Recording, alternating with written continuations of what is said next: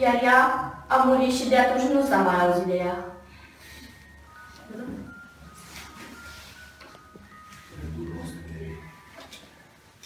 Cine începe? Tu.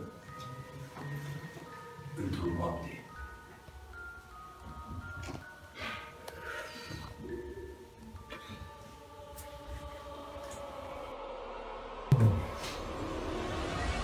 Bă,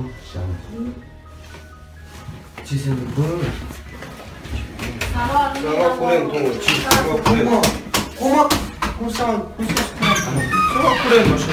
Bă, nu pune. Deci eu... Cum să se ia așa curentul? Nu știu. Nu merge de ce?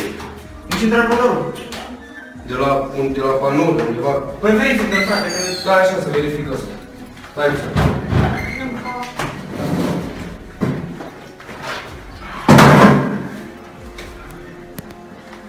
Ce are?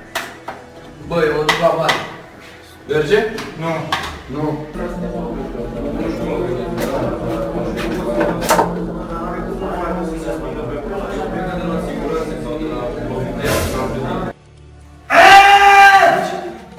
Bă, ce are ăla? Ce să auzi, bă? Ce are, mă?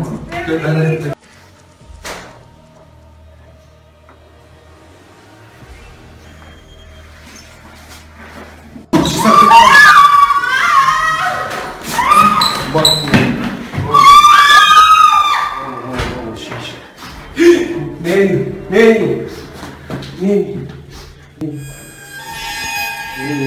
Trezește! Nu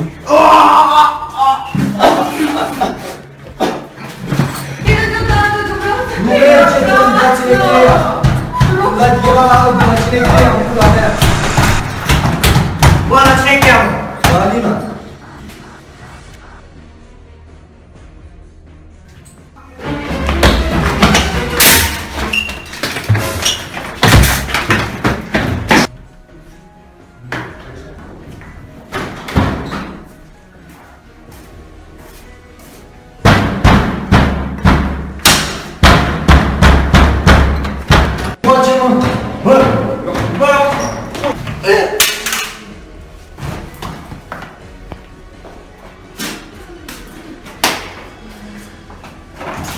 Și așa s-a terminat povestea.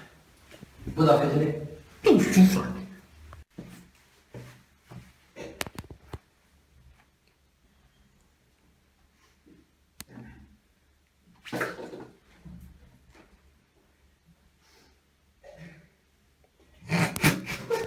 Haide! Băi, ce se întâmplă? Nu știu. Nu merge, nu pot să-mi dau seama. Nu merge, nu pot să-mi dau seama. Nu merge, nu pot să-mi